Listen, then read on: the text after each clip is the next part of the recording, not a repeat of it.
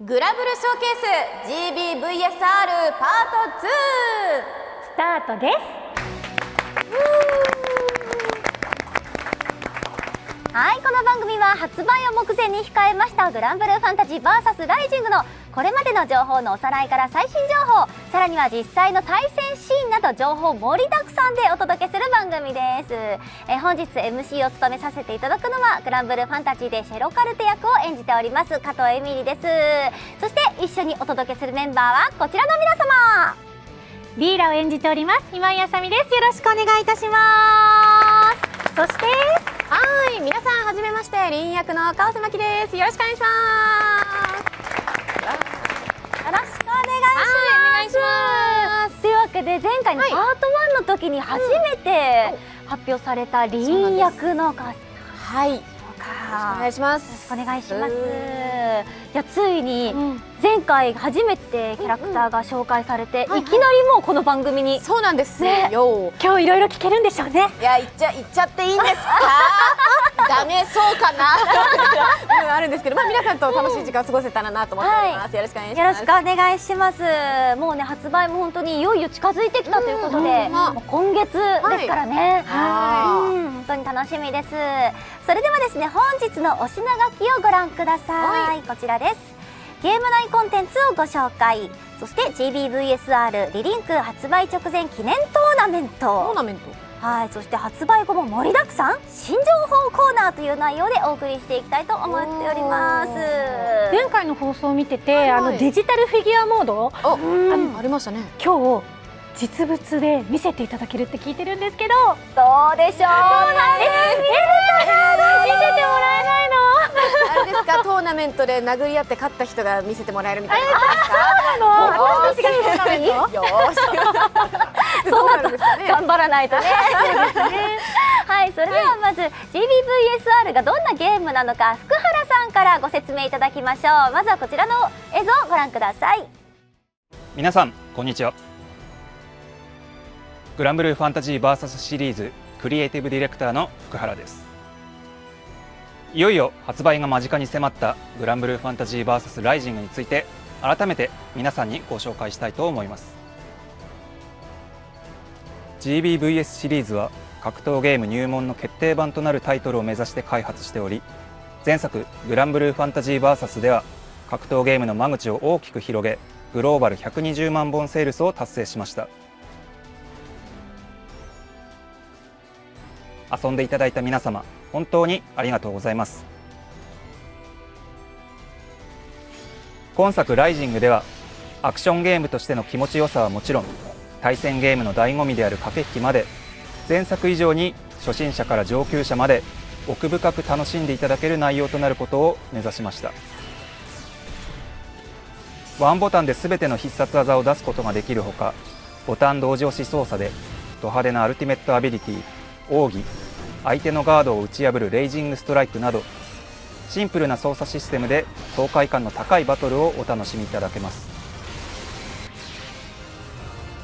前作で登場した24キャラクターのほか、新たにアニラ、ジークフリート、グリームニル、ニーヤの4人のキャラクターが追加となっており、もちろん発売後も継続的に新キャラクターを追加していく予定となっておりますのでご期待ください。そしてライジングを紹介するにあたって外せないのがこれ、グラブルレジェンドバトル、通称グラバトです。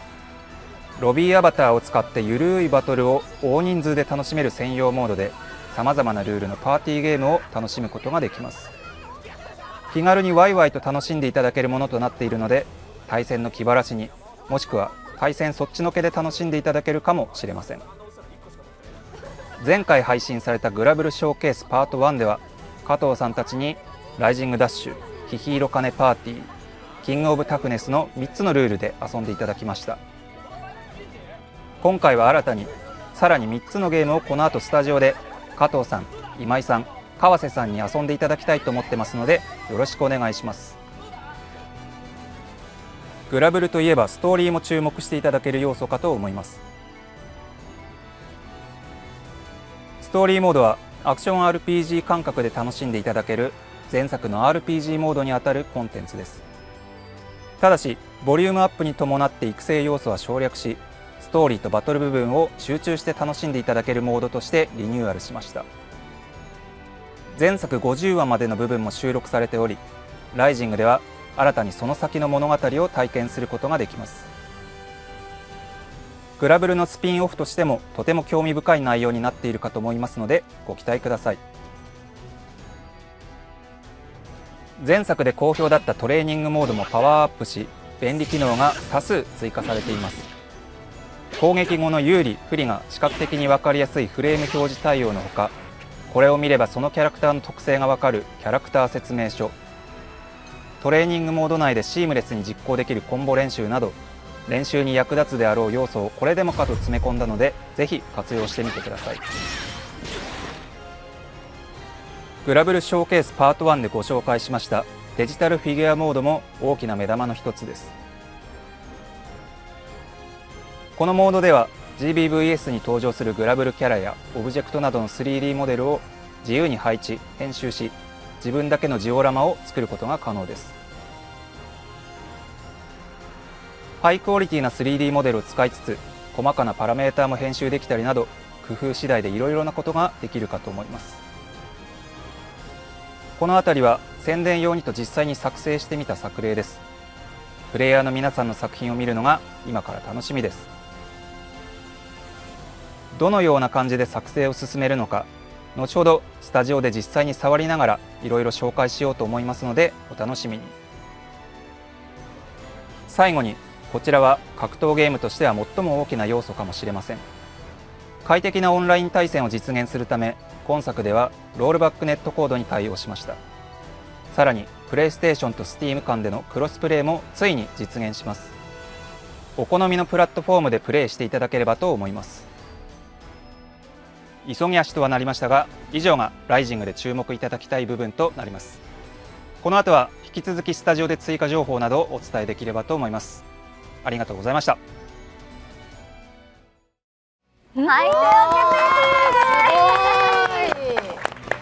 い、いやーすごいですね。改めて見るとすごかったですね。戦闘シーンがあれ、本当にゲームの中の映像ですもんね。初めて見た人はアニメーションパートかなって思っちゃいそうですし、なんかモーションもド派手なアクションって感じでしたね。なんといってもやっぱりね、グリグリしてましたね。デジタルフィギュアモード、視線をいろいろ変えたりとかもできるから、そんな細かいところまでできるんだって思いますもんね。こだわったら止まらなそうですね。本当に無限にいろんなねキャラクターたちが見れるんじゃないかなと思いますけれども、それではグランブルーファンタジー VS ライジングの商品情報についてのお知らせです。グランブルーファンタジー VS ライジングは12月14日に発売予定。通常版であるスタンダードエディションに加え、豪華版のデラックスエディションが現在好評予約受付中です。デラックスエディションは初期28キャラクターのカラーや武器スキンをはじめ、グランとジータの10点の極みに至りし者のコスチュームスキンやプレミアムアバタービカラインもついてきちゃいます。発売後に実装される6キャラクターの使用券も含まれたセットになっていますので、 GBVSR をたっぷりと楽しみたい方におすすめのエディションとなっています。さらに PS ストアでご予約いただいた方は12月11日月曜日0時から遊べるアーリーアクセス券が付属します。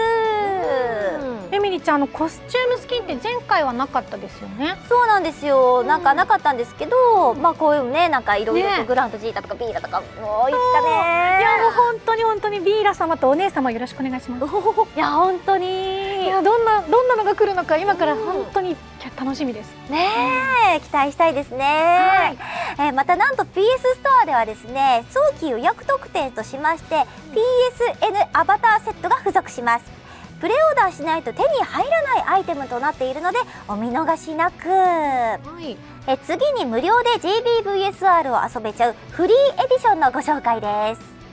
一部機能に制限があるものの、オンライン対戦やロビー利用、ストーリーも第1部前作の40話までの範囲をなんと遊ぶことが無料でできちゃうんですよ。すごいですよね。でさらになんと前回の放送でみんなで遊んだパーティーゲームのグラバトはこのフリーエディションでもプレイ可能となっています。嬉しい。無料でここまでできちゃうとなんかどうしようかな、買おうかな、やろうかなって悩んでる人がもううんほとんど試せるわけですかいやらね。そうなんですよ。なんか触ってみて、ぜひ決めてみてほしいですね。ねひょっとしたらね、格ゲー今までやったことないよって方も入りやすいですし、その入った後で格ゲーもちょっと遊んでみたいなっていう気持ちにもね、なりやすいです。そうですね。そうそうだから本当にねいろんな角度からちょっとこの GBVSR をね触って遊んでいただきたいなと思ってます。というわけでまずはねちょっと興味ある触ってみたいという方はこのフリーエディションダウンロードしてみてください。それではここから新情報をたくさんお届けしていきたいと思います。それではプレゼンテーターは福原さんお願いします。あれ、福原さん。福原さんの席、あれいなくないですか？随分と小さく。どうされました、はい福原さん？どうもこんにちは、福原です。いもしかして福原さんだと私たちに思えと？やいやいや、何を言ってるんですか、福原さんじゃないですか。ちょっとお姿が私には可愛らしく見えたものですから失礼いたしました。今日ですね、スタジオのスペースと、絵面の都合でこのような姿になりました。はい、どうぞよろしくお願いします。お願いします。はい、じゃあ早速なんですが、はい。まずは、今日その川瀬さんもいらっしゃってるっていうことで、ストーリーから紹介していきたいと思います。GBVS これまでのあらすじっていうところで、こんな感じでしたと。バブさんと戦ってベリアルとも戦って、気になるところで終わってたかなと思います。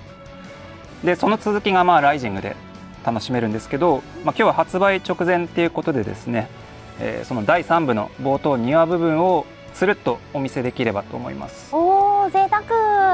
でちょっとプレイするんでコントローラーちょっともらってもコントローラコントローラー持てますか？いけますいけます。小さなお手で持てますか？あありがとうございます。よかった。かわいい。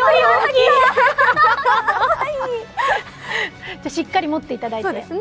はい、頑張ります。はいします。じゃあいきますね。はい。じゃあストーリーセレクトっていうところで、第1部第2部第3部って分かれてるんですけど、第3部が新しいパートですね。おじゃあ早速第1話目をはい。はい。やります。ちょっとセリフの邪魔しないように僕はおなるべく黙ってるんで。歯を唱えんとする星。この声は。この声誰？忠実な私？彼らがもたらしたということはいくつものもしかして次元の危機。襲い来る混沌と相対し続けた違う世界はドア玉は川瀬さんです。よかった。あ、正解が来た。いや違います。リーンです。無数の大地が雲海を漂う最初から出てくる神に見捨てられしね空の世界。ここのナレーションもこれまでのあらすじ的な内容です。空の因果を歪め世界を再構築し善逸の世界への君臨を望んだ。高知の打天使ベリアルはベルゼバブから力を奪い悪用し己の造物主を蘇らせるため暗躍した。しかしそんな彼らの黒き野望は一つの気空弾によって打ち砕かれる。そしてしばしの時が流れ、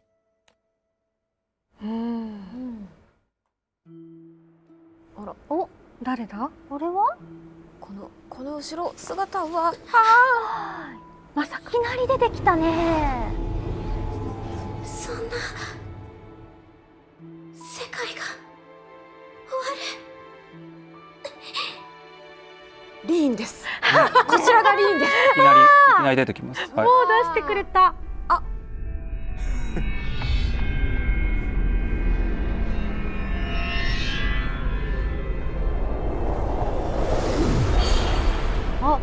お、お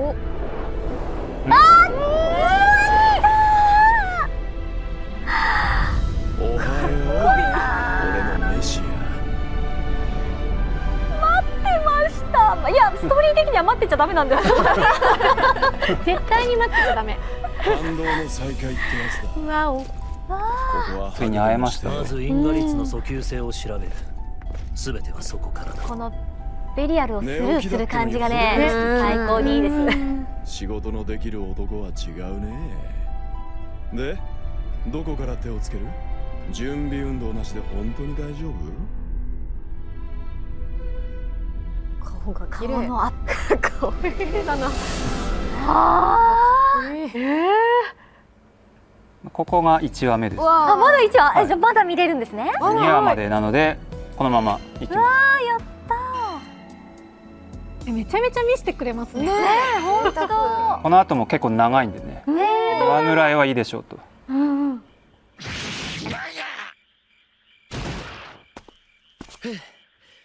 これでゴブリン討伐の依頼は完了かな。結構時間がかかっちゃったね。お疲れ様でした。グラン、ジータ。これで町のやつらも安心できるな。しかしグランもジータも働きすぎじゃねえか。カタリナも心配してましたよ。依頼を受けるのはいいけど無理してないかって。今回は飛び込みの依頼だったけどよ、姉さんたちやみんなと一緒にやってもよかったと思う。またゴブリンだったからね。まあ余裕を感じますよね。近くでは大きな混乱も起きていなかったし、このパタパタしてるのも可愛いな。リー君かわいい。この羽が特に記憶が改ざんされた人には少し休んでいてもらいたいから。私たちは鍛錬になるからいいよね。脅威はまだ去ったわけじゃないからね。こうしている間にもベルゼバブがまた何か計画してるかもしれない。それにベルゼバブが別れ際に言ってたルシファーの件も、もし本当にルシファーが目覚めたならきっと絶対に大変なことになる。フラグ立ててる。そいつがジータの世界に殺しかけたんだ。僕たちももっと力をつけないと。いやなんか嬉しい思っね。あ俺が敬愛するビッグボスをはてなはてなはてなそんに評価していや、あの人しかいないです。わかる。ベリアル。久々だってのにもうギンギンに元気だな。得意点たちは期待に応えられそうで嬉しいよ。君たちに紹介したい人がいてね。何？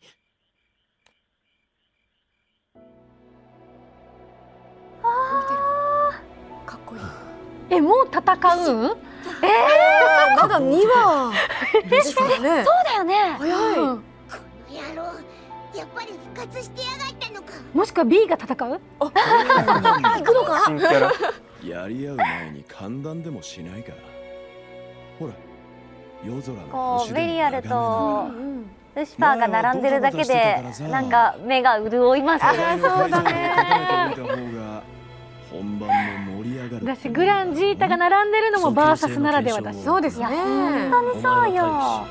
黙ってストーリー上でも本編の方は喋らないし、こうライジングの方ではねグランとジータがちゃんと会話してるっていうのはね、グラン、アニメ見てるみたい。今まで戦った何よりも強いよ。ほらやっぱり戦うよ。早い展開ができてないよ。ここからまあバトルですね。本当だ、いきなり。わあ、そうだ。こう登場の仕方がこう本編と同じだ。存在を消し去り真のゼロへと至ろう。だがまた今度とか言わない？今はまだ。空に終末をもたらすなんて僕は認めないぞ。ルシファー、信じてます。ぶっ飛ばし。来い。ここまでです。ここからじゃん。本当見たかった。でももうすぐこれね見れますもんね。そうよ。いやでもあとは冒頭ねリーンちゃんが出てきて。そうですそうです。まあこの後ちょっと進むとまた出てきたりするんですけど、まああとは製品版をプレイしてですね確かめてください。はい。リーンがちらりと出てきたんですけど、ちらりと出てきたことによりまた謎が深まってしまったんですけれども、なんて言うんだろう。リーンはでもちょっといいですか、これちょっと紹介。あ、もちろんもちろん。いやリーンはまあちょっと言えないことが多すぎて、でも皆さんにお伝えできるとしたら、まっすぐで元気で、とっても可愛らしい子っていうのと、まあリーン自体はグランとジータのことを知っているのかなっていう描写がちょっとあるとのことで、ちょっとどう関わってくるのか、この先のストーリーをぜひね見てほしいなと思いますね。でもキーマンってことですよね。今回のストーリーの主軸になってくるのかな。なっちゃうかも。なっちゃうかも。って感じですね。なんか冒頭のリーの登場したポーズがなんかこう祈りを捧げてるみたいにこう顔つけてるのもなんかちょっと気になるなって思って、確かにいやルシファーも気になるし、レイも気になるし、そう楽しみです。はい、福原さん、そんな情報の続きありますか？そんなこんなでですね、ついにルシファーが復活しましたと、というところで、ルシファーがボスキャラクターとして登場します。いや強そうなのよ。はい、でボスキャラクターということは、DLC キャラクターとしても実装されます。早い、ってことは私たち自身がプレイで動かせるってことですか？そうですね。うわー、そうなんだ、すごい。でキャラクターパスパート1っていうくくりがあるんですけど、その1人目の追加キャラクターとなります。なるほど、いや1人目からインパクトが強すぎるんですよ。でルシファー、そうです、配信が1月中旬を予定してますんで、楽しみにしていただけたらなと思います。でこちらキャラクターパスパート1のロードマップとなります。ルシファーの後は2月、4月、5月、あとは夏と秋に追加キャラクターがそれぞれ配信予定となってます。で追加キャラ、ルシファー以降ですねに関しては今月23日のグラブルフェスっていうイベントがあるんですけど、そちらでも続報がありますんでご期待ください。楽しみ。でも GBVS ってやっぱり登場時のこうキャラクター同士の掛け合いっていうね、ものがあったりして、なかなか普段絡みが聞けないようなセリフがあったりしてね、特にビーラなんかたくさん収録されてると思いますし。そうなんですよ。普段ストーリー上で絡まないキャラクターとかは、もうその時にこの憎悪の感情をどのぐらいにするかとか決めるのもすごく楽しくて、そうこの次誰が出てくるんだろうっていつも収録の時に一足先に私は分かってしまうので、ワクワクでもありつつ、なんかうっかり言わないように気をつけなきゃっていう恐怖もあります。確かに追加キャラ6人ですからね。ちょっと気になりますけれど、誰が来てほしいとかってありますか？それは愚問よ。今愚問よ。一応私十賢者のロベリアっていう人なので、ロベリアは GBVSR とても向いていると思います。登場待ってます。カメラ目線で誰にお願いしてるんだ。でもね、今回ね、ルシファーが登場するということで、やっぱり関わりの深いね、ベリアルとの掛け合いのセリフだったりとか、今まで関わったことないキャラクターにどういうコメントをするのかとかね、本当気になるところがたくさんあります。はい。そして、あとそうですね、前作でその DLC キャラクター、追加キャラごとに、一緒にロビーアバターも付属してたんですが、それがライジングではプレミアムアバターっていうものになります。そのプレミアムアバターっていうのはそのデラックスエディションについているアバターっていうことですよね。そうですね、ピカラの。なんかでもプレミアムってついてるから、なんかこう普通のアバターと何か違うのかなって思いましたけれども。そうですね、プレミアムアバターとロビーアバターって、区別があるんですけど、そのプレミアムアバターっていうのは早い話がパートナーに設定できる、ロビーアバターっていうことですね。ちょっとスライドあるんですけど、こんな感じでいろいろ言ってくれるっていうやつです。パートナー基本的に応援してくれたり褒めたりしてくれるんですが、癖が強いキャラも結構いるので、グラブル、ルシファーだと結構辛辣なこと言ってきたりとか、そういうのが好きな人にはおすすめできます。なるほど、いいですね。りんちゃんの説明とか応援の仕方がすごく可愛いですね。もうすごいこんな感じの子です。伝わる一言です。でリーンもそのプレミアムアバターありまして、これはストーリーをクリアしていただくと入手できるっていうものになってます。なるほど。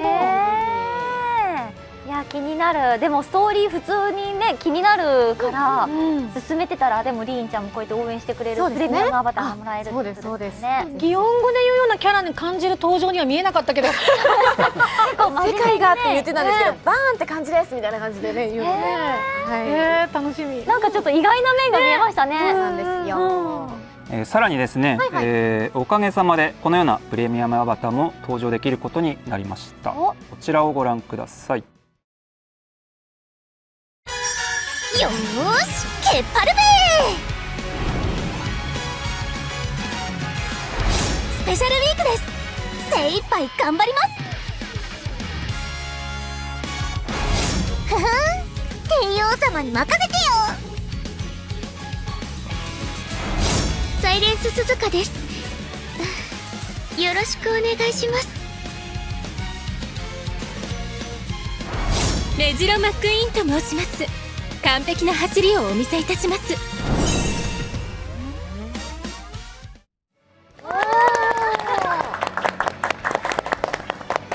はい、というわけで、ウマ娘プリティダービーよりスペシャルウィーク東海帝王サイレンス鈴鹿メジロマックイーンのプレミアムアバターセットが DLC として登場します。おー、すごい。プレミアムアバターというところで先ほどご説明したパートナーに設定できるのはもちろん、オンラインロビーだとかグラバットでも使用できます。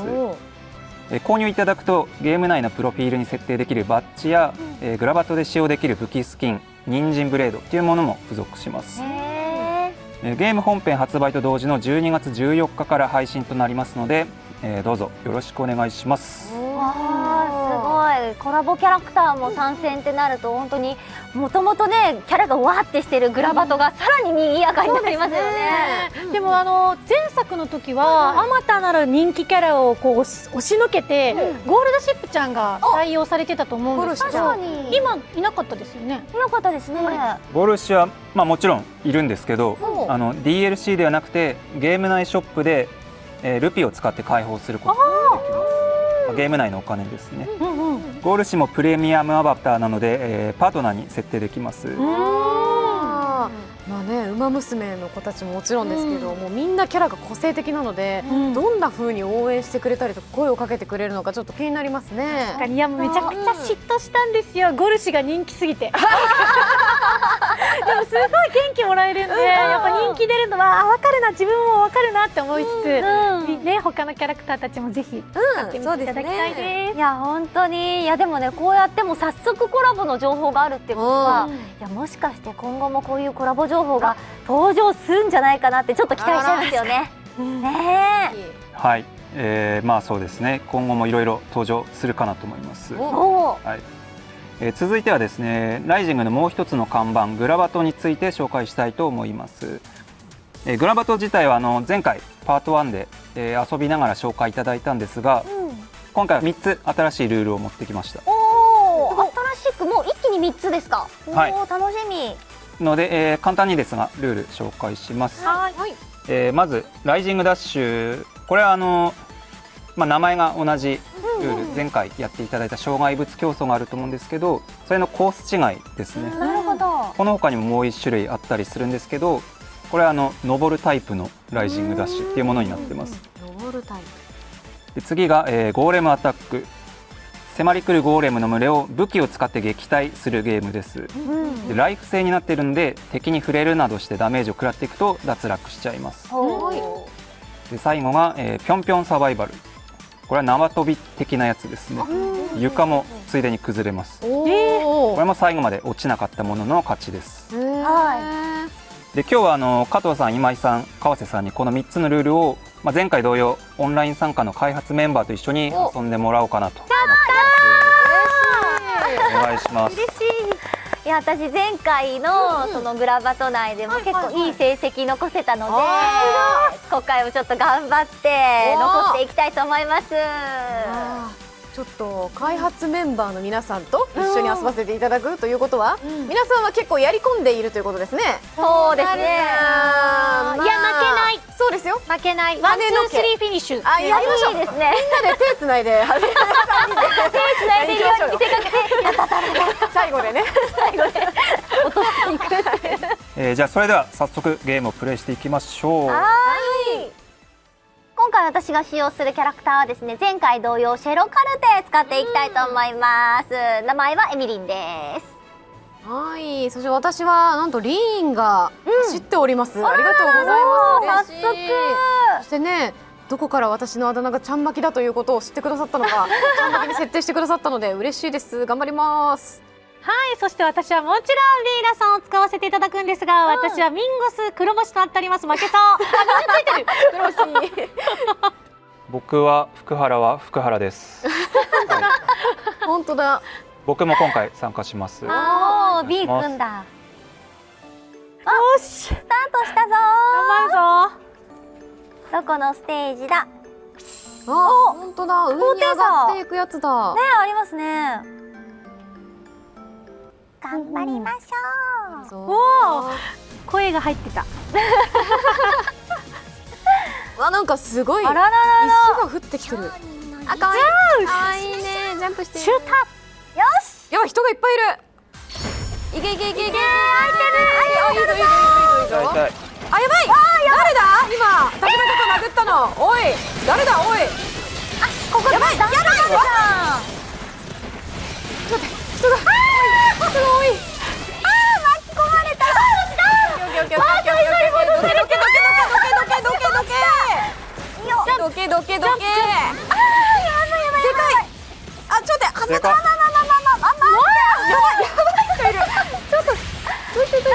凍ってるぞ。ここみんなで壊すのかな。あ、いけいけいけいけいけ。いいぞいいぞ。ちょっとあれ、福原さん邪魔です。邪魔です。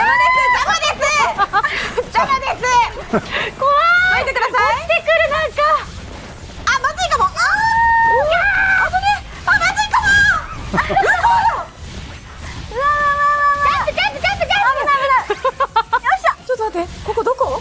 危ない危ない危ない。ここどこだ？こっちから行こう。やばい、今回は順位がやばいぞ。まずいまずいまずいまずいまずい。待って、福原。誰かがめっちゃ殴ってくる。誰これ。ルリア、やったやったお、ルリアが。おお。クーラが暴れてる。やめろ。クーラー。コースに行くぞ。追いついてきたぞ。待って、前に人がいない。おお。私はずっとこれ爆弾持ってるのか？福原さんめちゃめちゃ攻撃してる。めっちゃ落ちた。よいしょ。待って、なんか強風が吹いてる。やばい。まずい。おお。しくじった。あ、見えてきた。ミコさんが前にいる。ミコさん、ちょっと待って、ちょっと先に行かないでください。行かないでください。これは私が行かないでくださいね。ちょっと待ってくださいね。あ、いっと。エビ。うわ。やったー。もしかして。また1位ですか？はい。嘘だ。よいしょ。やったフィニッシュ。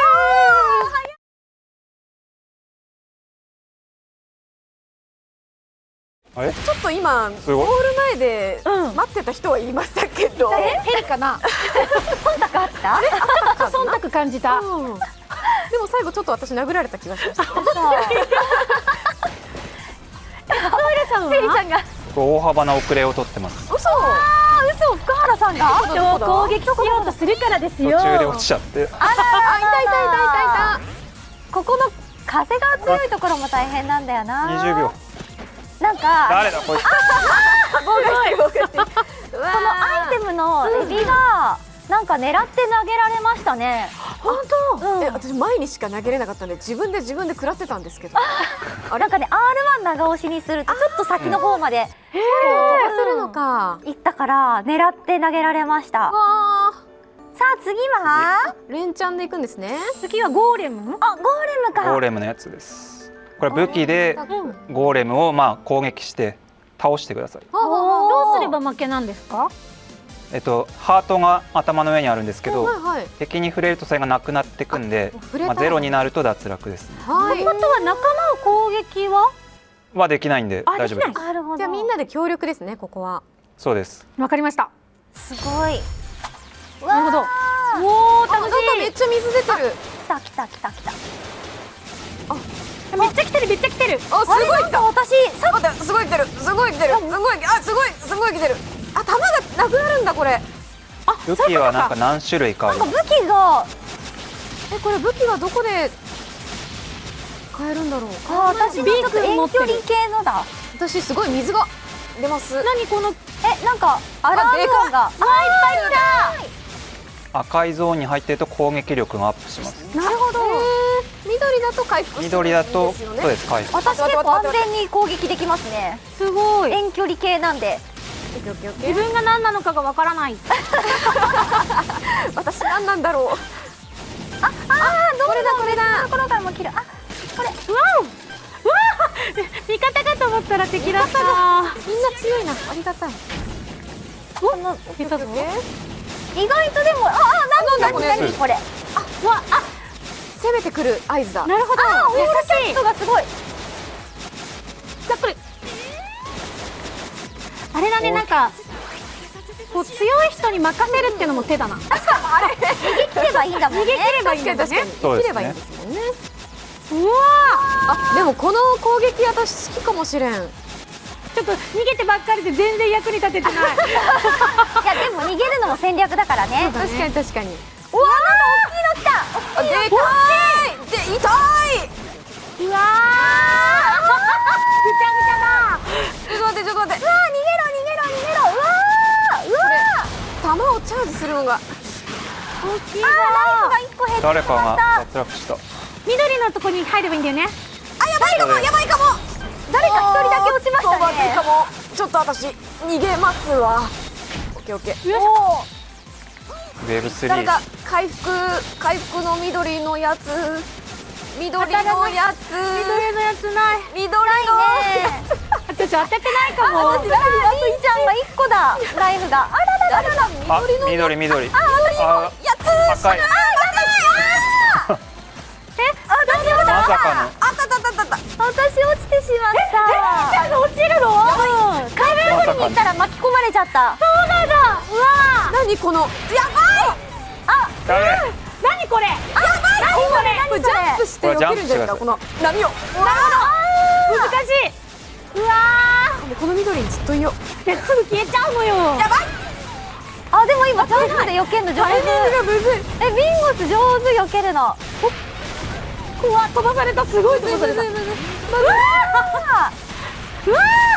あ、まずい。やばい。やばい。あと1個だ。あら。オッケーオッケー。やべ。まずいかもしれない。お前寄るな。福原さんも。触るな。触るな。ふう。おお。9、8。オッケーオッケーオッケーオッケーオッケー。あとは逃げれば。もうちょい。うわー、あとちょっと。わあ。わあ。逃げ切た。で、3人落ちて、そのうちの1人私が落ちた。さっきトップだったのに。いやでもだいぶ皆さんに助けてもらってたな。ああ。いや、面白い。うんすっごい面白い。ね次が最後ですね。そうだね。ちょっと私顎が疲れてきちゃった。食いしばっちゃった。今度縄跳びって言ってたね。縄跳びだ。あこれはもう落ちないようにするだけです。あ。これは生き残り戦ってことですよね。ってことはライバル？最後の1人まで。うわえこれは積極的に攻撃した方が。あ、私観戦中だ。落ちちゃったから。ちょっと待って。あ、本当だ。だいぶ人数が減ってる。ねえ、9人。オッケーオッケーオッケー。ジャンプ。わオッケーオッケーオッケーオッケー。ー、同じ枠にいたくない。なんだこのアイテム。よし。あれ、ローワインもう落ちた。ローワイン落ちた瞬間見ちゃった。やばい。あ、バブさん。やばい。福原さん。バブさん。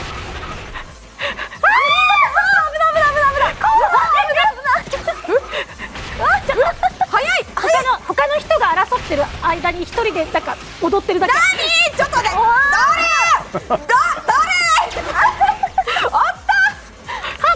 なんかすごい殴られた。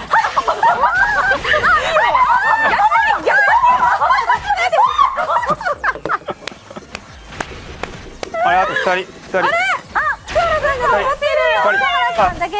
あら、そこまで。あ、じゃあ福原さん。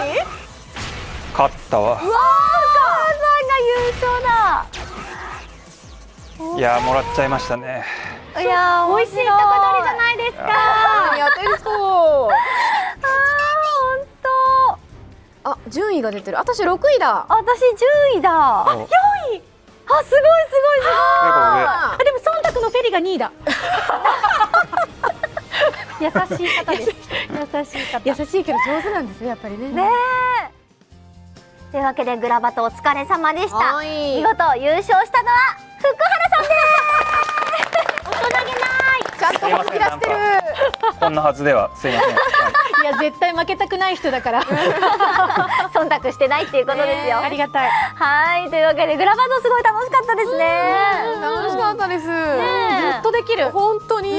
でもずっと叫んでたから本当に顎が痛いです。楽しかったでも本当です。みんなでワイワイねこうやって遊んで楽しめるものが無料でできるから。そうです。信じられない。そう無料でできるんでぜひぜひ皆様一緒に遊んでくださると嬉しいです。はい。ではそれでは次ですね。前回放送時に大きな反響をいただきましたデジタルフィギュアモードの紹介といきます。実際にどのような流れで作成していくのか、ここでも実機プレイでお見せできればなと思います。デジタルフィギュアモード機能が結構多くて、多少慣れが必要な部分はあるんで、今回はちょっと自分がやります。はい、お願いします。確かに。で今回せっかくなんで、皆さんが演じられてる、リンちゃん、シェロちゃん、ビーラさん使って何か作ろうかなと思います。画面見ていてなんか気になったこととかあれば言ってみてください。まだどんなことができるかがちょっと分かってはいないんですけど、例えばビーラさんが華麗に空を舞っているフィギュアとかも作れるんですか？できますね。じゃありんちゃんがちょっと泣いてるとかそういう表情的なものも作れるんですか？泣いてるに近しいものはできます。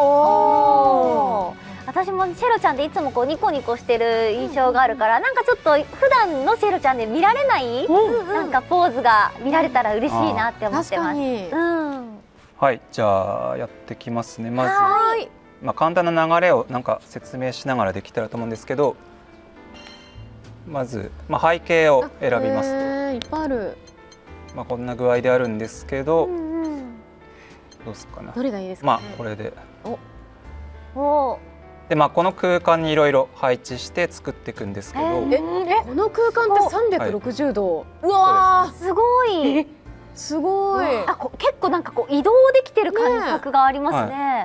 範囲とかはあるんですけど。すごい。じゃあさっきのなんかああいう階段のところに並べたり遠くにねシェロちゃんがいるとかそういう配置もできたりするんだ。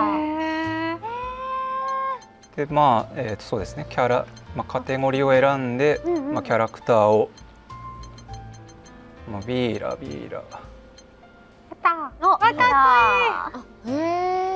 ポーズはプリセットで用意されてます。なるほど。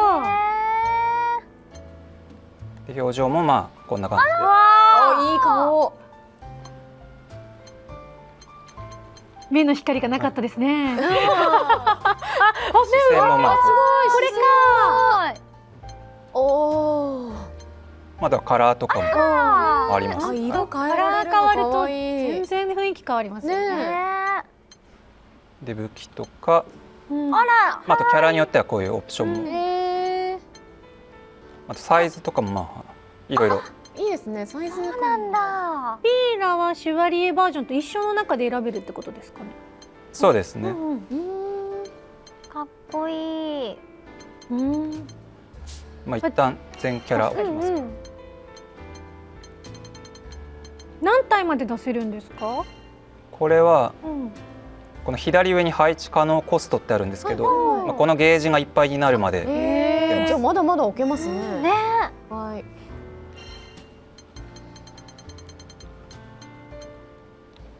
あら早速。リン表情そうですね。可愛い。泣いてる。確かにちょっと泣いてる。これでやれるかなってぐらい。可愛い。シェロはすいません、ちょっとポーズが少ないんですけど。可愛い。でもこっちのわーってなってるのがいいな。いいな。可愛い。はい。でそうですね。ちょっと3人で何ができるかっていうところで工夫次第ではあるんですけど、ちょっと思いついたのを今作って。いっぱいあるオブジェクト。これはちょっと高めに作っていくとやりやすいんで。土台ってこれ土台ですね。後で消すのかな。それともこの上に何かを。机、そうですね。テーブルだ。下にね設置させて。しかも浮かして設置ができるのいいですね。縛りがないというか。おやおや。おやおやおや。酒盛りですか？めちゃくちゃ。生とかもこうできますと。本当だ。いやこれ好きな人たちはもうずっとできるよね。本当だよ。種類もたくさんあって、だってこれだったら普段こうお絵描きが苦手だな、でもこういうシチュエーション見たいなっていう人も確かにこれ使っていろいろ遊べますから。で遊んだ後に自分で写生したりしてね、画力が上がりそうね。練習モデルみたいなのできそうですね。わ、でかカツオヌス。いや本当にこのデジタルフィギュアモードがあると、私もこうお絵描きとか落書きするのも好きなんだけど、いろんな角度からキャラクター見ることができるから、もうそれだけでも本当に絵の資料としても教材だね。最高なのよ。衣装の見えない部分とかも観察できますもんね。そう。あとこうやってねポーズによってどういう風になってるのかね。悪い顔してるよ。やられてる。ちょっとビーラの扱い。でもこういうのが好きなんだろうなみんな。作ってる最中は結構地味な作業にはなるんですけど、いやこういうのが楽しいんですよ。好きな人はまあ好きでしょう。今ね背景が街中だからあれだけど、こうちょっとシリアスなシーンとかだとね、また雰囲気全然変わるんだろうしね。なんか今持ってたね。フライパンですね。やっぱギャグキャラなのかな。あれそういう意味でのキーキャラですかね。そういうこと？ストーリー中でちょっとフライパンが登場するんですよ。あ、オープニングで見た祈りをなんで可愛い。かわいい。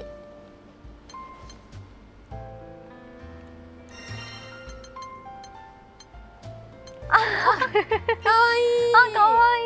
表情とポーズがぴったりだ。でカメラの設定、まあだいたい配置したら、最初の決めの絵を作るカメラを決めます。へえ。めちゃくちゃ楽しいなこれ。これ飲み会の後の二次会でなんかもう酔いつぶれた人たちみたいになってます。大丈夫ですか？どういうネタか予想してください。あ、シロちゃんはでも笑顔だ。シロちゃんは笑顔。いつもの怖いシロが出てんじゃないの？エミリちゃんの注文と。飲んでください。エミリちゃんのさっきの注文と逆じゃないか。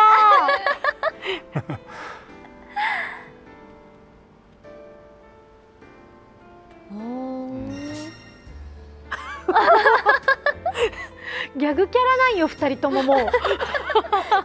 大丈夫ですかの顔してますもんね。これを持たせた。あ、大きい。そういうなんか小物のサイズも変えられるからいいですね。ははは。なるほど。お皿そうやってちょっと消してね、埋めて消すっていうことができるのか。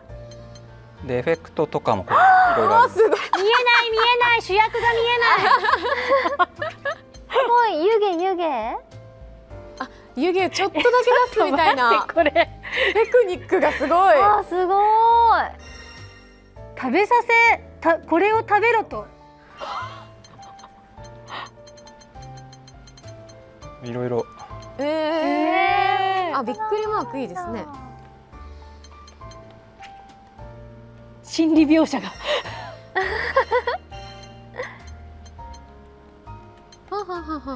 本当細かく設定できるんだ。ねえ、面白い。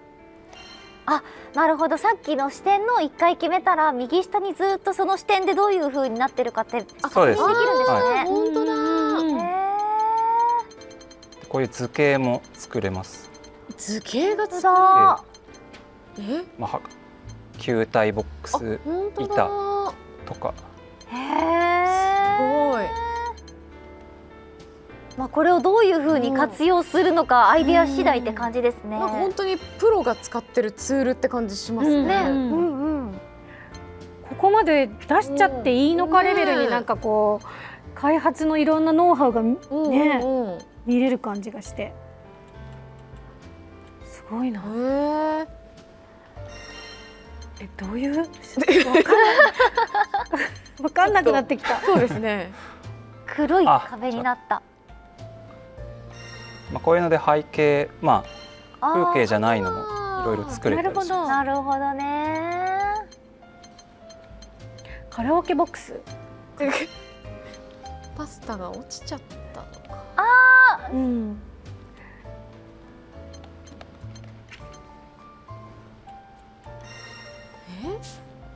いや、すごいライティングだ。すごい。すごい。切ない。あ、そうだそうだ。でライトもキャラごとに、やれるんですが、本当だ。うわ影のー、入り方が。絶望。あ、本当だ。絶望。顔に影入るだけでだいぶ違いますね。すごい、本当に細かいところまでできる。なんか映画のこうセットみたいなね。ね俯瞰してみると。うん。へあえ。温度差よ。シェロカルテと2人の。シェロちゃんニコニコだからな。まあ、被写界深度とかもまあ設定できるんですけど、ちょっとぼかしたりできるんだ。どこにピントを当てるかっていうのも決められる。まあ、この場合はちょっといらないかな。まあ、あとはまあこうフィルターとか、すごい。あ、すごい。おしゃれ。色種さでめちゃくちゃ楽しい。あ、これやり始めたら朝になっちゃうよ。こだわり出しちゃって。まあ、いろんな飾り付けがこう出てます。今のシュバーってやつよかったな。集中線。そう。ああ、なるほど。シェロのこういうのもあるんだ。あれすごい、そんなビートになそっか、最初からそれに当てはまるように作ればいいのか。あ、映画みたい。映画のワンシーン。本当そう。まあ、ちょっと時間も時間なんで一旦これいや、でこの短時間でここまで作れるのすごくないですか？すごい。これかな、はい。わあ。いや、これはですね、ネタとしては、まあ、リーンとともにアルビオの新規事業をビーラさんが始めましたと。でその新規事業をするにあたって、まあ、シェロに融資の相談に行ったところ、まあ、投資してほしかったら床に落ちたパスタ食えるやろって言われて、まあ、覚悟を試されてるシーンっていう。やはりこれを食べろとっていう。はい。出資します。いつもと一緒のようで一緒じゃない。まあ今時間の中でちょっとやれる範囲だったんで、まあ、凝り出すと本当にアイデア次第でかなりいろいろできるかなと思うんで、まあ、プレイヤーの皆さんの作品ですね、 SNS 上とかで、まあ、見られるのが楽しみだなって個人的には思ってます。というわけで、このデジタルフィギュアモードを使ったフォトコンテストを実施したいと思います。デジタルフィギュアモード、まあ、実際に使っていただいて、まあ、皆さん思い思いの作品作っていただき、まあ、私たちに見せてほしいなと思ってます。で参加方法なんですが、後日コンテスト用のハッシュタグを発表しますので、皆さんの作品を添付したポストにそのハッシュタグをつけて投稿いただくという形になります。で入賞作品が、ウェブサイトに掲載させていただくほか、賞に応じてスペシャルな商品を用意しようかなと思ってます。気になる。で1点注意なんですが、デジタルフィギュアモードはゲーム内で収集する要素っていうのがありまして、オブジェクトとかですね、最初から全てのフィギュアとかオブジェクトとかエフェクトが利用できるわけではないんで、まあ、その点ご了承くださいので、まあ、募集期間ちょっと長めに取らせていただく予定です。はい、詳細は後日公式 X でお知らせいたします。ぜひ皆様の応募お待ちしております。なるほど。いや、これちょっと本当に私も参加してみたい。ちょっとね、みりちゃん得意そう。いやでもなんかちょっとキャラクターもそういうオブジェクトの種類もねどんどん増えていったら、逆に悩みそう。いやー、決められなそうですね。どの一枚にしようってなりそうですね。私は最近あんまりこう描写されることがなくなったお姉様とビーラのイチャイチャを作ります。いいですね。そういうのも叶っちゃうわけですからね。確かに、普段なかなかない組み合わせでいくっていうのもね、ありかもしれませんね。はい、それでは続いてのコーナーに参りたいと思いますけれども、福原さんはここまでということらしいですね。そうなんですね。なんか移動があるようなんで一移動が旦失礼します。あららら。それでは続いてのコーナーに参りましょう。このコーナーはサイゲームススタッフ GBVS チームとリリンクチームの皆様がそれぞれのタイトルの宣伝権をかけて戦うトーナメントとなっております。題して GBVSR リリンク発売直前記念トーナメント。はい、こちらのトーナメントの様子をお届けするにあたりまして GBVS シリーズの実況解説としておなじみの中尾さんをお呼びしております。中尾さん、よろしくお願いします。はい、実況解説の中尾です。よろしくお願いします。お願いします。いや、もうおなじみの中尾さんなので安心して私たちは観戦したいと思っております。はい、お願いします。はい、それではですね、トーナメントに参加されるスタッフの皆さんに入場していただきましょう。グランブルーファンタジーリリンクチームよりディレクターの梶さん、そしてリリンクスタッフさん、そして GBVS チームよりライジングスタッフさん、そして福原さん。あれ、はい、実写化してる。さっきまでぬいぐるみだったのに、もちぬいだったのに、はい、実写になりました。まあちょっと人の姿に戻って本気でいきたいなと。負けず嫌いがまた出てますよ。さあ、というわけで今回この以上4名でサイゲームススタッフナンバー1を争っていただきたいと思います。はい、ではトーナメントの詳細についてご説明を中尾さんの方からお願いいたします。はい、ルールは1試合選手の1本勝負となります。はい、主要キャラクターやステージは自由となっております。また1試合勝利するたびにご自身の担当ゲームの宣伝を15秒行うことができます。15秒。はい、15秒いただけます。福原さんはですね、両方担当されているので両方の宣伝が OK とのことです。はい、というわけでじゃあこの宣伝時間をかけて頑張って戦っていただきたいと思います。それではですね、トーナメントの組み合わせを決めていきたいと思います。お近くに抽選箱がございますので皆さん順番に引いていただきたいと思います。では梶さんから順番にお願いします。さあお、入ってますね。ガラガラ言ってますね。よ。お、もう2番。さあ2番。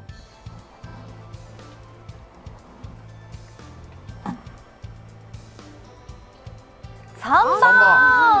3番。探してます。見えてなかった。4番。となると、ということはお、残りは1番。これってということはトーナメント表はこんな感じになりました。はい、というわけでなんといきなりリリンクと VS のディレクター同士の対決。負けられない頂上決戦がねえ、ここですでに早速いきなりこの対戦でいいんでしょうか。ねえ、またね、私たちはですね、はい、このトーナメントが始まる前に誰が1位になるかを予想しまして、無事その予想が的中するとなんとプレゼントがもらえるそうです。さあ、そのプレゼントの詳細をね、福原さんの方から発表お願いしたいと思います。はい、見事優勝スタッフを的中された方にはこちらフルーツの盛り合わせをプレゼントします。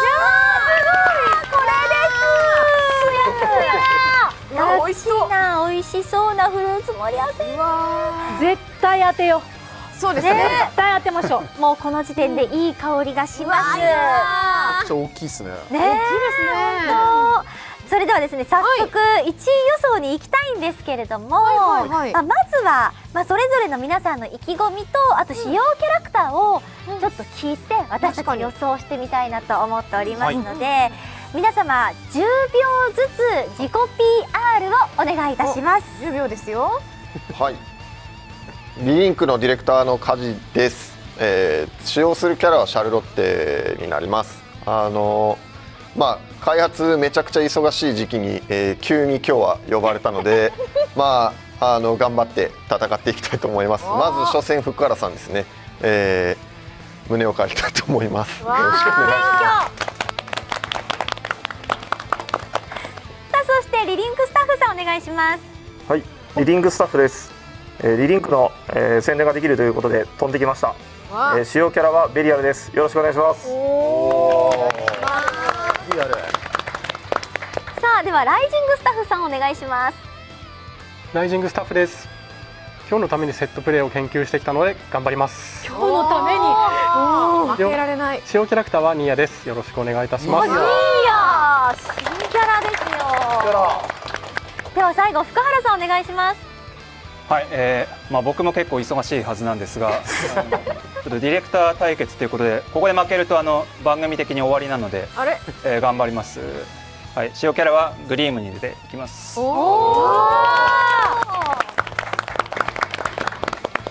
はい、というわけで自己 PR していただきましたけれども、ちょっと意義ありですね。あれ今日私が呼ばれた意味はどこにあるのかなって不安になるぐらい誰もビーラーを選んでない。でも新キャラがね見れるのはちょっと楽しみなんで。そうね。いや誰にしようかな。川地さんもねなかなか予想。そうですね。ちょっと僕にかけたらフルーツ食べれるよって自信ある方いらっしゃいますか？女子ですか？なんで誰もないんですか？嘘でしょ？いやちょっと皆さんが私と目を合わせてくださらないので予想で書きます。はい、ガチで選ぶんですよね。これはい、いいんですよね。はい。ではじゃあ予想書いていきましょう。うわ悩むな。悩む。これガチの対戦なんですよね。そうですね。ガチガチの対戦どうしよう。変えよう。変えよう。誰から誰に変えたのか気になりますね。ではじゃあ皆様予想書けましたか？はい、書けました。はい、では発表したいと思います。予想はこちら。ドン。はい、私はニーヤ使用が特に見たいっていう意味でライジングスタッフさんかなと思っております。私も熱意を感じたのでライジングスタッフさんにしました。私は逆に実はダークホースで強いのではないかとリリンクスタッフさんにします。ちょっと待って、ディレクター選んでる人はないですけど、ディレクターが外れましたね。ガチすぎるんですね。本気で勝ちに行くっていうことで。そうですね。果物食べたいんで。いやでも福原さんは結構ね本当にグラブルフェスの会場とかでもたくさん来場者の方と対戦とかもしてるし、そうですね。かなり腕が立つのは私も知ってるんですよ。じゃあちょっと待って、変えていい？変えていいかな？リリンクスタッフさん泣いちゃわないですか？大丈夫です。泣いちゃう。やっぱガチ予想だから。じゃあ変えます。福原さんにします。すみません、ビーラ使わずで。じゃあ私たちの予想はこんな感じになっております。ではじゃあトーナメント早速開始していきたいと思います。では福原さんと梶さんはあちらの対戦台の方へお願いします。はい、ではここからはですね中尾さんに実況と解説をお願いしたいと思います。はい、よろしくお願いします。お願いします。早速ね梶さんと福原さんの対戦っていうまさかのディレクター同士の対決になりましたけれども、いかがでしょうか？結構始まる前から人同士のバチバチ感が伝わってたのも、キャラクターも初期キャラのシャルロッテ VS 新キャラのグリームにいるっていうので、かなり面白い絵面が見れるんじゃないかなっていうので自分もワクワクします。さあそろそろ準備が整ったようなので試合の方へと移っていきましょう。さあそれでは第1試合1P 側が福原さんですね。福原さん VS 梶さんの方見ていきたいと思います。グリーンミル VS シャルロッテ、皆さん盛り上がっていきましょう。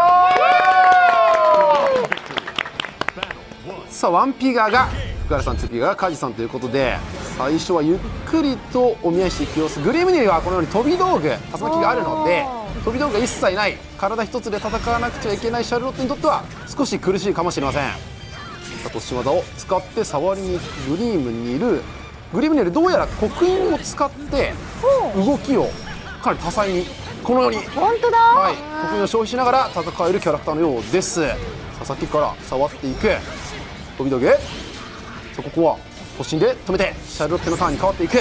梶さん反撃していきたいがここは福原さんがうまく止めて、さあ電撃技、さあド派手にコンボを決めて体力が大きく減っている。さあ福原さん一切喋らないということは相当集中しているのが伝わってきますが、画面端さあ切り返し相手の攻撃をうまく透かしながら割り込む攻撃になってますね、シャルロッテ。なんかシャルロッテ応援してきた。ちょっと頑張れってなっちゃう。さあこの一瞬キャラクターが金色に光るアビリティの発動があるんですが、それがかなり強力なアビリティになっているので注目してご覧いただければと思います。読み合い、遠距離強攻撃から触っていきたいシャルロッテ。飛びよさあここはコンマ途切れる。上に飛んでいい戦い。うわかなり接戦だぞ。割り込んであらら一撃で決まるぞ。多くはうまく割り込みました。まず第1ラウンドを奪っていくのは福原さん。ちょっと動きが硬いわ。ミスが多い。動きが硬い。さあかなり集中した様子でとんでもね緊張感。3ラウンド獲得すると勝利となります。なるほど。なんかグリームニルの勝利ポーズがすごい可愛かった。細かいポイントにもですね、かなり作り込みが出てるんで、まあ、よく聞くと結構掛け合いがあったりする、特殊な掛け合いがあったりするんで面白いかもしれません。さあ突進技から触ろうとしましたが、カジさんうまく押しのけていく。めちゃめちゃミスする。さあこの刻印を設置したところで行動すると今のように移動できるようです。面白い。さあその際から攻めていく全部のは避けてる。シャルロッテ掴んで、さあこれが決まったらかっこいいでありますという技になってますね。さあソード・オブ・ルミエールから画面端を抜けていくのは福原さん。得意。おー、なるほどね。お互いにそろそろ大技が出てもおかしくないけど。アルティメットアビリティが突入。凄まじい連続コンボ、相当なやり込みが。さあ福原さんから笑みがこぼれ始めておりますさあすでに歯茎が見えておりますが、梶さんこのままではやばい、やはりやりきれないでしょう。やばいという声が聞こえておりますが、どこかで反撃してほしいところ。うまく飛び落として、結構その攻め手を決めているのは梶さんなんですが、要所要所でその攻めを逆に取って、自分のリターンに変えているのが福原さんっていうことですね。シャルロッテのことも知り尽くしてるってことなんですか。そうですね、ここかなりキャラクター理解度が現れているかと思います。さあうまく掴んでいくのは空中で。さあリリンク、ディレクター梶さん、画面端から逃さない。梶さんがかなり追い込んでるようには見えるんですけどね。そうなんですよ。やばい。さあここはうまく相手のガードをクラッシュするが、ここは福原さんも抗っていく。さあアルティメットアビリティから凄まじいダメージを奪ってジャンプとさあ梶さんもよしで今笑みが出てますよ。一瞬報いましたね。さあ忙しい中、おそらく相手を倒すためにやり込んできたんでしょう間違いない。さあ開幕、本気の戦いですね。結構それじりじりと相手の動きを伺う時間が増えてきましたね。ここは飛び道具が長い間地上に設置されてましたね。そうですね。結構罠みたいに設置する方法もあるということですね。即消えたり持続していたりというようにパターンがあるので、おそらく何かしらの手段があるんでしょう。さあ切り返しからシャルロッテ、画面端近くへと追い込んでいく。さあ体力リードを取っているのは梶さん。切り返しガードして、さあ刻印がある場所で戦うとグリームにいる凄まじいダメージを先ほどから出している。画面端に近寄せて、さあジャンプで越えたところはさあグリッドオンすると、ここはダメだ。切り返して福原さんそうですね、今井さんにとっては絶対勝ってもらわなくてはならない。さあ凄まじいヒット数が出ている。飲んだ画面端奥攻め、やっていくのは福原さん。かっこいい。もうグリームニルがかっこいい。いや福原さんすごい。さあ見事勝利を収めたのは福原さんとなりました。おめでとうございます。さあでは15秒の PR のお時間が贈呈ということで、では福原さん PR をお願いします。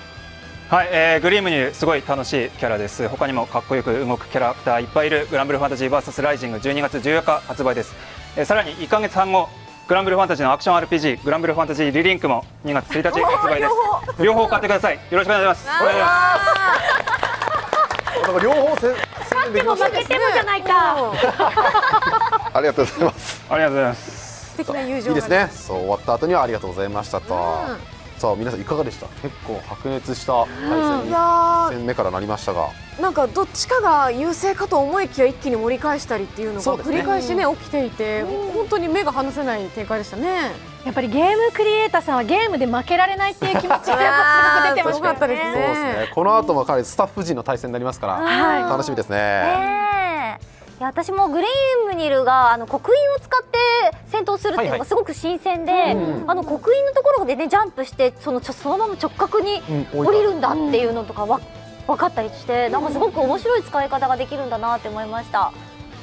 はい、それでは続いての対戦に参りましょう。続いての対戦はリリンクスタッフさん VS ライジングスタッフさんとなります。はい、こちらも負けれない組み合わせとなりますが、さあゲーム画面の方出ておりますベリアルニーヤと、ベリアルを使っているのがリリンクスタッフさん、そしてニーヤを使っているのがライジングスタッフさんということで、もうニーヤ使いやすさが欲しいにっていう結構難しいキャラクターなんですね。見た目とは裏腹に使いやすいキャラクターになっているかもしれません。まあでも先にね実装されているベリアルの方が使い込んでる可能性もあります。そうですね。この後どうなっていくのか注目して見ていきましょう。さあそれでは改めてリリンクスタッフ VS ライジングスタッフ見ていきましょう。皆さん盛り上がっていきましょう。さ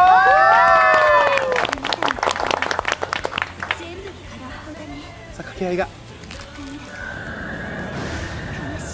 悲しい。その評価ちょっと待って傷つくな。俺ほどハードフルな天使はいないぜ。君の愛のキューピッドになるかも。さあこれもまたグラブル VS ならではですね。とんでもないことをベリアル言っておりましたが、ここから対戦が始まります。早い。さあまずはダッシュ攻撃ですね。これダッシュ中に攻撃ボタンを押すと、発動する特殊な攻撃モーションとなっております。すごいよ。挟み込んで圧倒していましたが、うまくベリアルも押しのけるか。触っていくのはライジングスタッフ。ニーヤはこの上の特殊なゲージを使ってデスを動かしているようですね。おお、投げていく。さあ投げ技から画面端が継続していく。さあベリアルの止まらない。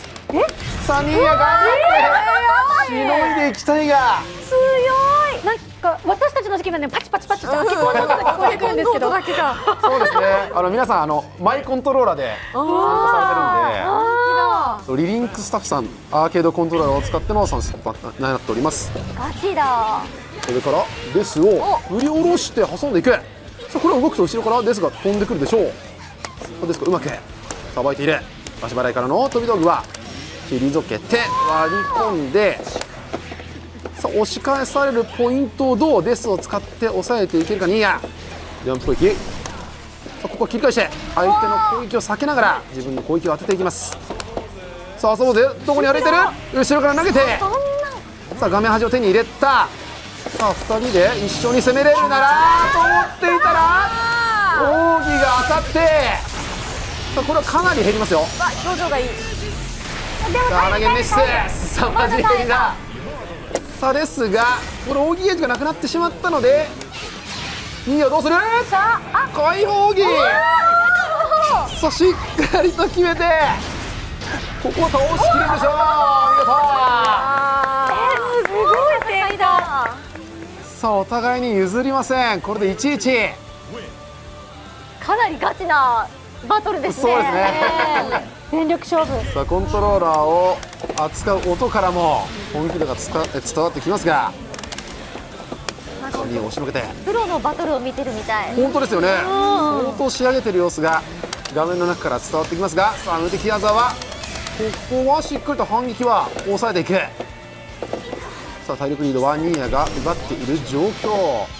この体力緑のバーの下にあるですねオレンジ色のこのゲージがマックスになった時はかなり危ない状況なんで、なるほど。何かが起こるタイミングなので注目してみていただければと思います。はい、ニーヤのハートの7っていうのちょっと気になります。そうですね。デスを動かすたんびに減っているので、なるほど。これって回数制限があるんですかね。あとこれは投げを使ってすごい容赦ないベリアル。さあ先ほどはあそこからやられたのでうまく抑えていきましたね。さあ先にリーチをかけていくのはリリンクスタッフ。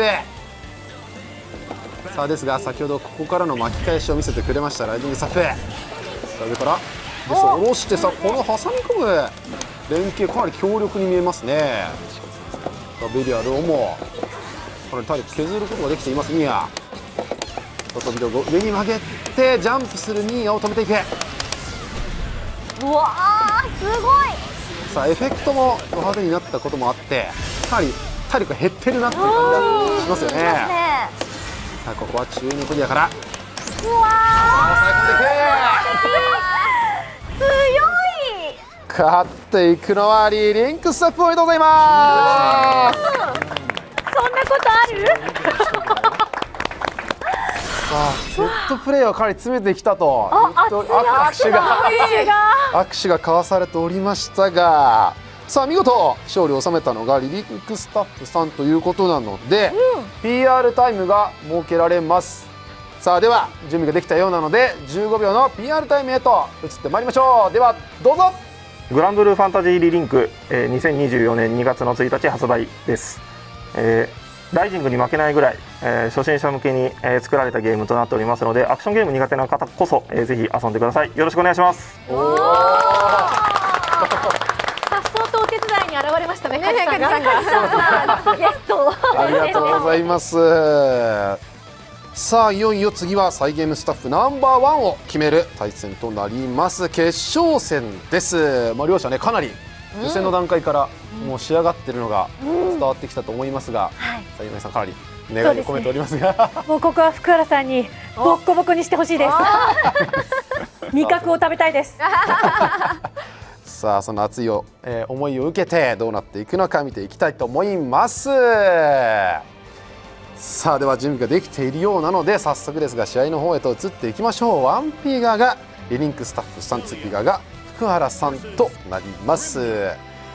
ベリアル VS グリムニル、リリンクスタッフ VS 福原さん、皆さん盛り上がっていきましょう。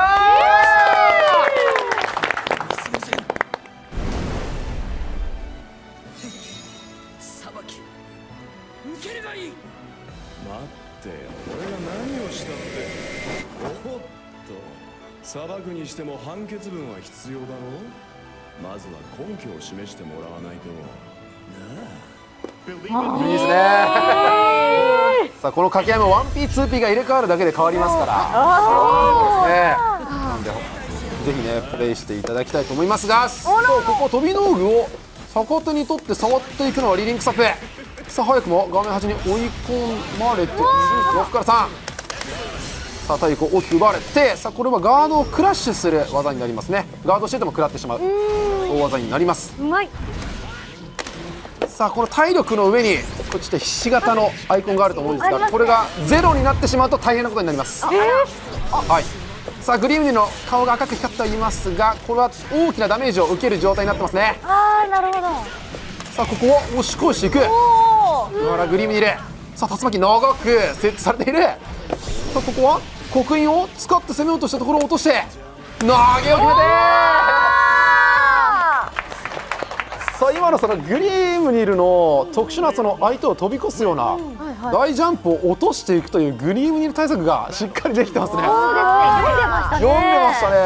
第1ラウンドはベリアルが取りました。ここは投げを使ってダメージを奪っていきます。いや信じてますよ福原さん。追い詰めさあそれがられてからが勝負です。激励となるのかプレッシャーとなるのか気になるところではありますが、さあ飛び道具がかなり厄介そうではありますが、刻印を使って一気に攻めたいが、さあ急降下から攻めて終えていく。ここを返して投げを決めて、気づけば画面端無敵技切り返して、さあ中央へと、さあお互いに相手の攻めを許さない避けてガードクラッシュ技は自分の反撃の一手に変えていく。飛び越えれるのか、飛び越えれるね。お見事。さ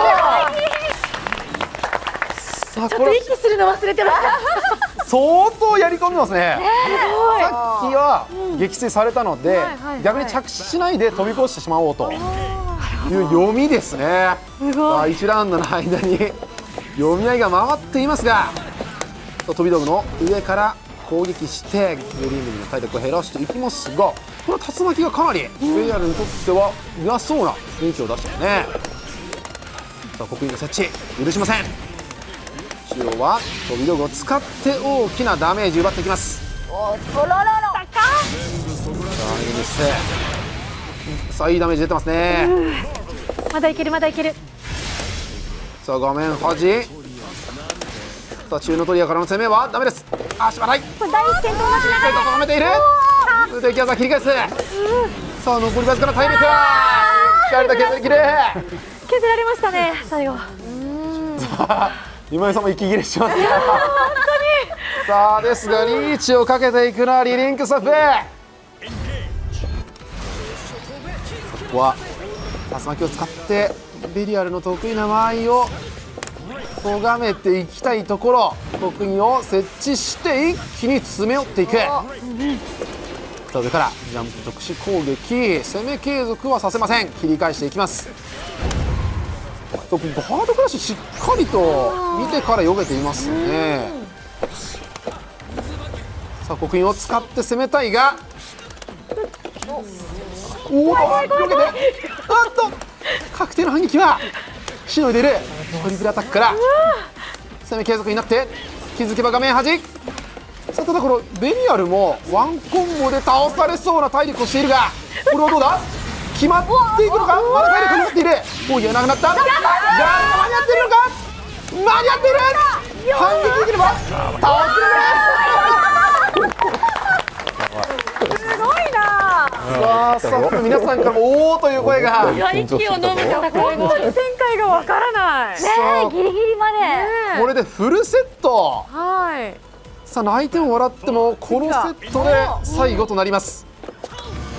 さあこの4ラウンドを得て相手のことを理解してきたところでしょう。上から攻めていくのはベリアル。やはり時間を置いてしまうと刻印を設置されてしまうので、なるべく早く倒してしまいたいというところでしょうか。さあここは押し返していける。ゴードしてだから隙がない。ベリアルのターンが続く。苦しい。あっとこれは画面端コンボが決まってしまうと勝っていくのはリリンクスタッフ。すごい。はいというわけで見事 GBVS.R リリンク発売直前記念トーナメントを制したのはリリンクスタッフさんとなりました。おめでとうございます。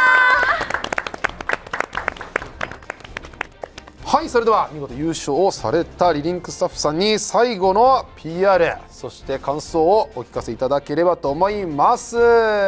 お願いします。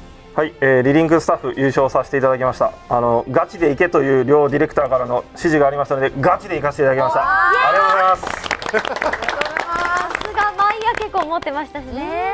確かに。はい、ということで遠慮なくリリンクの宣伝をさせていただきます。2024年2月1日発売ですので、皆様、予約も開始されておりますので、ぜひ、買ってください。よろしくお願いします。おめでとうございます。ありがとうございます。いやかなり熱い戦いが1回戦からはいかなり繰り広げられてたと思いますが、はいまあ一人あら一番ちょっと悔しい人いますね。そうですね。私が福原さんにくら替えをしたのがいけないんだ。確かにいけないんだ。最初選んでましたね。最初はねリリンクスタッフさんがそうでしたからね。ちょっとどっちも私の応援してた人だと思ってたけどよく考えたら外れることもあるんだ。でもお二人とも頑張ってくださったんでね。そうですね。本当にめちゃくちゃ熱い試合がかなり繰り広げられてて、発売前なんですけどこうやって遊んでいくんだよっていうのをこの我々プレイヤーにも伝えてくれるような試合が多かったので、我々も盛り上がりました。はい、ありがとうございました。本当に白熱してましたけれども、今回のトーナメントをちょっと受けて中尾さんの感想ちょっと聞きたいんですけれどもいかがでしたか？かなりその開発のスタッフさんたちがあれぐらいやり込んでるゲームがこれから遊べるって思うと、プレイヤーの我々としてはもう発売が待てないぐらいワクワクするような対戦だったので、本当に発売されてから自分は特にグリームにいる興味が湧いたので、早く触りたいと思います。ね、これを受けてね、また今後のいろんなトーナメント変わっていきそうな予感もしますね。はい、ありがとうございます。それでは改めて GBVS.R リリンク発売直前記念トーナメントを制したリリンクスタッフさんおめでとうございます。そして実況解説を務めてくださった中尾さん、そしてスタッフの皆さんありがとうございました。ありがとうございました。続いては新情報のコーナーです。ここからは発売後のイベントや情報の告知を福原さんからお願いします。まずは改めてになりますが GBVSR は12月14日全世界同時発売となります。発売後間もなくの12月23、24日に、ビッグサイトで開催されるグラブルフェス2023会場にて GBVSR とリリンクの合同 CU ブースが登場しますのでぜひ遊びに来てください。23日12時半からは GBVSR とリリンクの新情報をお伝えするコーナーもステージで行いますのでこちらもお楽しみに。続いて GBVSR ゲーム内情報です。前半でお知らせした通り来年1年間で6キャラクターの追加を予定しております。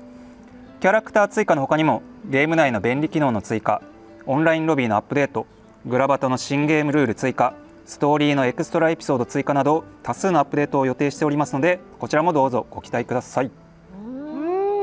まだまだ今後もね新しい動きがどんどん出るのが分かって楽しみですね。次にライジングの新要素であるコスチュームスキンについてです。グランジータに続いてナルメアのコスチュームスキン国鳥無限衣が登場します。このコスチュームスキンはゲーム発売後に開催予定のバトルパスイベントの報酬として登場予定です。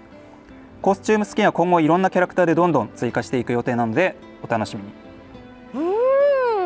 この衣装着ますねついに。いやでもやっぱナルメアかそのうちビーラさんもね来るといいな。そして先ほど熱い戦いが繰り広げられた格闘対戦についてです。来年1月にライジングの発売後初の大型トーナメントを世界3地域で開催する予定です。アジア、欧州、北米で開催されるそれぞれのオフライン大会の上位者を3月にアメリカ・カリフォルニアで開催されるアークワールドツアーファイナルへ招待させていただき世界王者を決定します。アジア大会は1月20日、21日に東京でサイゲームスカップを開催となります。欧州に関しては同日の1月21日とはなりますがフランスでインフルエンサーかやねさん主催によるかやねカップにて大会を開催していただきます。北米は翌週の1月25日から1月28日にアメリカ・シカゴのフロスティ・ファウスティングで大会が開催となります。ご都合の合う方は腕試しにぜひご参加していただけたらと思います。初代世界王者になれるかもしれない。初代は大きいですね。いやしかも世界ですから。そうですね。海外大会ですね。楽しみだ。また先日発表されましたが4月27から29日に開催されるエボジャパンでグランブルーファンタジー VS ライジングがメインタイトルとして選出されました。詳しい情報は今後公開となりますがこちらもぜひご注目していただけたらと思います。はい、いやまだまだ本当にいろんな大会とかね、情報も出てきて、ぜひ本当いろんな方に参加していただきたいなと思ってます。続きまして GBVSR ではさまざまな企業様とのタイアップを予定しています。 GBVSR が快適に遊べるおすすめのモニターやゲーミング PC、コントローラーをはじめさまざまな取り組みをしていきますのでご期待ください。もう加藤さんが持ってるそれはあれ、何ですか？これはですね今流行りのポータブルゲーミング PC といいまして、このサイズで最新の対策級の PC ゲームも遊べちゃう代物です。すごいですよね。この本当に手に収まるサイズ感でこの PS5 のタイトルが遊べるっていうのは本当に本当すごい、初めて生で見たんですけど、画質がすごくいい。そうなの、もう横にねコントローラーもついてるので本当にもう別でコントローラー挿す必要がないんでね。最近のはすごくてですね、GBVS はもちろんグランブルーファンタジーリリンクも快適にプレイできますので、この度ハイビームさんと提携しこの GPD4 っていう機種なんですけど、を2タイトル推奨機種として扱っていただくことになりました。僕がポータブルゲーミング PC マニアなんですけど、この手のマシンの中ではこの GPD4 が一番格闘ゲームがプレイしやすいと思ってます。のでライジング、PC でやりたいっていう方はちょっとチェックしていただけると嬉しいなと思います。でポータブルゲーミング PC 専門店のハイビームさんというお店が、秋葉原と大阪日本橋に2店舗あって、GPDB4 の実機を見ることができるので、お近くの方はぜひ足を運んでみてください。僕からは以上となります、ということでいよいよ今月14日に発売となるわけですが、グラブルファン、格闘ゲームファンに楽しんでいただけるものになるようスタッフ一同全力で作ってきましたので、どうぞよろしくお願いします。発売後も、長く楽しんでいただけるものになるよう引き続き頑張りますのでよろしくお願いします。はい、福原さんありがとうございました。本当にこれだけでも情報が盛りだくさんでしたね。というわけで今井さん、高橋さんいかがでしたか？いや、一個気になったのがあったんですけど、世界大会の開催日がだいたい1月20日前後だったじゃないですか。ルシファーどうなるんだろう。確かに気になりますね。もう早速使う人もいるかもしれませんね。だいたい大会ごとに決まり事があるんですけど、大会直前に出たキャラクターとかは、基本的に使用禁止だったり、タイミングによりますけど、それもまた楽しみですね。どんなルールになっていくのかっていうのも、またねポータブルゲーミング PC があるので、もうどこでも練習ができちゃいますしね。本当に上手になっちゃいますね、さらにね。みんなねたくさん使っていただきたいなと思っております。最後に GPVSR の発売を記念しまして、私たち3人のサインが入った GPVSR キービジュアルポスターを抽選でプレゼントいたします。こちらです。はい、下の方にねサイン書かせていただきました。はい、さらに発売を目前に控えまして、さまざまな企業様からもプレゼントをいただいておりますのでご紹介いたします。まずはロジクール様からはアストロ A30 のヘッドセットになります。A30 はあらゆるプラットフォームに対応したヘッドセットで、ワイヤレスで快適に使用することが可能な商品となっております。続いてネットギア様からはニューラル21インチモデルとなります。デジタルキャンバスニューラルは写真や画像、絵画などその時の雰囲気に合わせて飾ることができます。ぜひお気に入りの作品を高精細ディスプレイでお楽しみください。続いてビクトリクス様からはゲームパッドのプロ BFG とアーケードコントローラープロ FS アーケードファイトスティックです。サーモス様からはハンドルが握りやすく深型で煮込み料理にも使えるデュラブルシリーズのフライパンです。フライパンはジータちゃんの武器スキンとしても登場してましたね。さあそしてタートルビーチ様からはステルスプロブラックモデルのヘッドセットとなります。こちらはワイヤレスかつノイズキャンセリングでの使用可能で、究極のオーディオの没入感の実現を謳っている商品となります。続いてあらゆる人に最高のゲーム体験をお届けする ASUS のゲーミングブランド ROG より ROG レンジャー BC1002 です。撥水素材を使用した普段使いにも最適なサコッシュ型クロスボディバッグで、さまざまなモバイルデバイスを収納可能となっております。続いて通信カラオケのジョイサウンドブランドでおなじみのエクシング様からはジョイサウンド直営店で使用可能な無料券1万円分。さあそして日本大手の電子楽器メーカーであるローランド様からはオンラインゲームの配信に最適なゲーミングミキサーであるブリッジキャストのブラック、そして先日発表されたばかりのホワイトモデル、さらにこちらも配信に最適なコンデンサーマイク A131。続いてゲーミング家具ブランドでゲーミング秘密基地などさまざまなゲーミングライフスタイル商品を生み出しているバウヒュッテ様からはオリジナルステッカーとアーティストコラボパーカーをセットでご提供いただきました。最後に世界を代表するヘッドフォンイヤホンメーカーであるゼンハイザー様からは高音質をさらに身近に、そして気軽に堪能できるモデルとして生み出された IE200というわけで以上となります。本当にたくさんのプレゼントありがとうございます。はい、非常にありがたいことなんですが、以前行った企業対抗戦などのいろんなご縁からたくさんの企業様に応援いただいています。たくさんあるのでキャンペーンの期間を2つに分け、第1弾と第2弾という形で皆様にお届けできればと思います。はい、応募方法は GBVS の公式 X のアカウントをフォローしていただき、それぞれのキャンペーンポストをリポストしていただくと応募完了となります。第1弾は今から12月10日まで、第2弾は12月11日から17日までとなっています。ぜひご応募お願いします。はい、ぜひぜひ応募よろしくお願いいたします。というわけでお送りしてきましたグラブルショーケース GBVSR パート2、そろそろお別れのお時間となりました。本当に情報たっぷりお伝えしましたけれども、まずは今回ねいろいろな意味でも初登場、川瀬さんいかがでしたか？いやー、皆さん改めましてはじめまして、川瀬真希ですということで本当たくさん情報がある中でグラバトだったりとか、みんなで一緒にプレーすることもできたり、熱いトーナメントをね生で見ることができて、ちょっと私もホクホクの時間でした。ありがとうございました。これからねちょっとリーンについてみんな少しずつしていくんじゃないかなと思います。ぜひ一緒にプレーして可愛がっていただけたらなと思います。ありがとうございました。今井さんいかがでしたか？はい、もう本当にいろんな情報が盛りだくさんで、もう一回見直してね皆さんも情報を整理していただきたいなと思うんですが、私としましてはですね、トーナメントで熱くなりすぎまして、自分の手に爪の跡がつきましたちょっと映りにくいんですけどね、そうほら本当だそれぐらい白熱した戦いを見ることができたので、また世界大会などでね白熱した試合を見るときにはこうやって祈りながら見たいと思います。はい、ありがとうございました。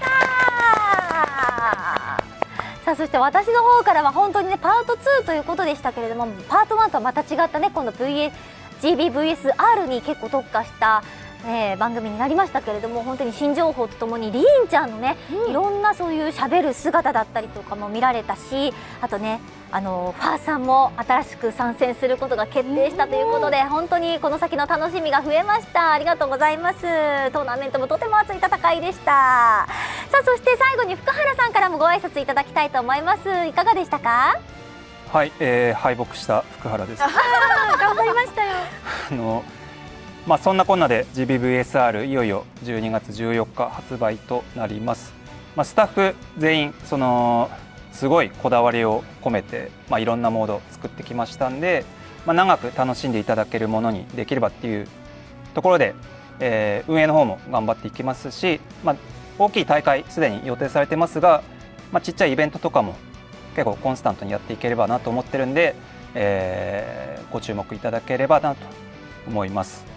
あとは、負けたんで僕も宣伝するんですけど、グランブルファンタジーリリンク2月1日に、発売です。これもサイゲームス、カジをはじめとしてですね全力で作ってきた大作になってますんで、こちらも合わせて両方楽しんでもらえると、非常に嬉しいと思ってます。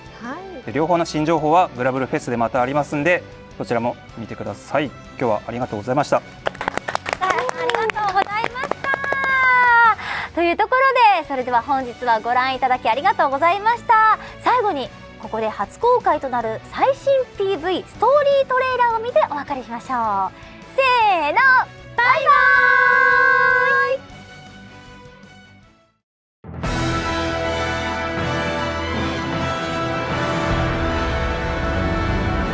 まず因果率の訴求性を調べる。全てはそこからだ。世界が終わる。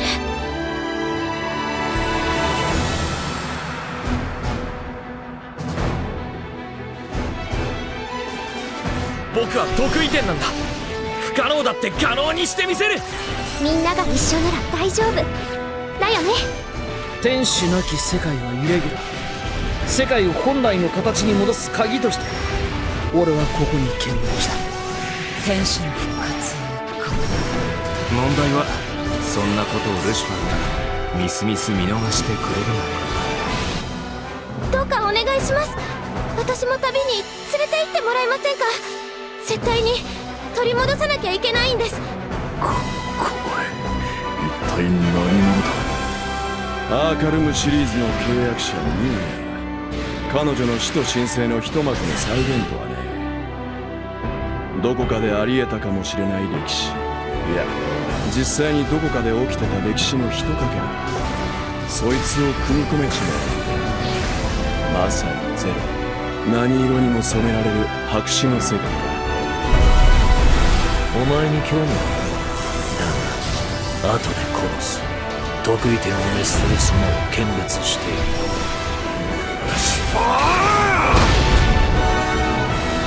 使命を果たします。